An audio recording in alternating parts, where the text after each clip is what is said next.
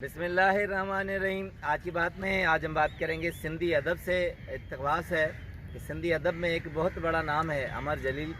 अमर जलील साहब इस वक्त हाल हयात हैं। 1936 में उनकी पैदाइश है। 86 ईयर्स के हैं, अभी तक लिख रहे हैं, अदब में बहुत बड़ा काम कर रहे हैं, दानिश्वर हैं। इंग्लिश लिटरेचर पर बहुत बड़ी दस्तरस है। सिंधी अदब में दौरे हाजिर में इनके पाए का कहा जाता है कहानी नवीस कोई भी नहीं है। कालम लिखते हैं, इस वक्त भी जंग अखबार में लिख रहे हैं। उसके अलावा माजी में बहुत सी अखबारात में इंग्लिश में, उर्दू में, सिंधी में कालम लिख चुके हैं। 84 में 1984 में उनकी एक किताब है, कालम कहानी है, शार्ट स्टोरीज़ है। किताब का नाम है सिंधु मुझे साह में। वहाँ से एक कालम कहानी का इक़्तिबास किया है, चाहूँगा कि आपसे शेयर करूँ।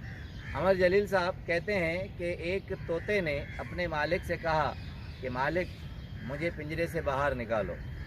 तो मालिक ने उसे कहा कि मैं तुम्हें पिंजरे से किस तरह बाहर निकालूं। उसने कहा कि जिस तरह किसी को निकाला जाता है।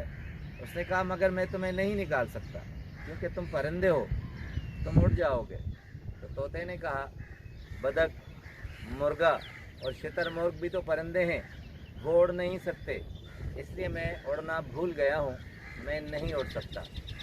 मालिक ने कहा कि नहीं, तुम उड़ जाओगे, तुम्हारी फितरत में उड़ना है, उनकी फितरत में उड़ना नहीं है। तुम यहाँ से उड़ जाओगे, इसलिए मैं तुम्हें नहीं निकालूँगा।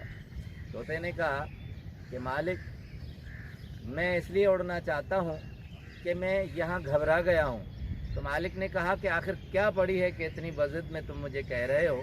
तो तोते ने कहा मालिक मैं अपने पर फैलाना चाहता हूँ, यहाँ इस पिंजरे में मैं अपने पर नहीं फैला सकता। तो मालिक ने कहा कि देखो मैं इस तरह करूँगा, तुम्हारे लिए बहुत बड़ा पिंजरा बनाऊँगा, उसमें मैं एक प्याली नहीं 3 प्यालियाँ रखूँगा।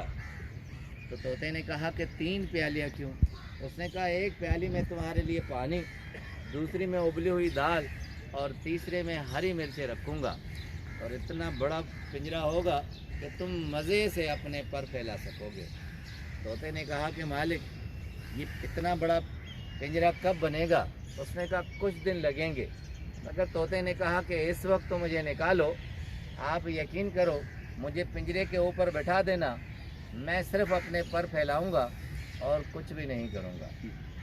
तो तोते ने कहा कि मालिक एक यही मुझसे मेरी गुजारिश है कि आपने इतना बड़ा काम मेरे लिए किया कि बड़ा पिंजरा बनाएंगे, मगर इस वक्त मेरी दरख्वास्त है कि आप मेरे लिए। उसने कहा कि नहीं, मैं तुम पर एतबार नहीं कर सकता कि क्योंकि तुम तोते हो।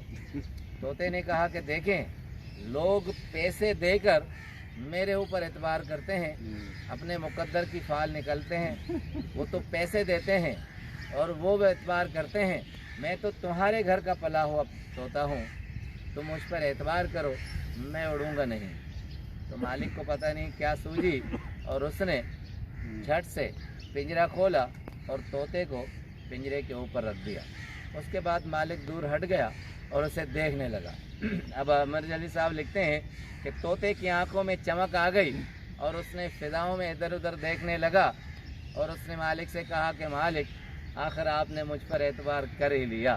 तो मालिक हंसा। उसने कहा नहीं, मैंने तुम्हारे ऊपर एतबार नहीं किया, मुझे याद आया कि मैंने तुम्हारे तो पर ही काट दिए हैं। अब अमर जलील साहब बहुत बड़े दानिश्वर हैं, बहुत मफहूम होता है। वो कहते हैं जिसकी जिस तरह फितरत हो आप उसके हिसाब से चले, वरना ख़ता खाएंगे। इंसान हो, परिंदा हो, उसकी अपनी अपनी जिबलत होती है, अपनी फितरत होती है।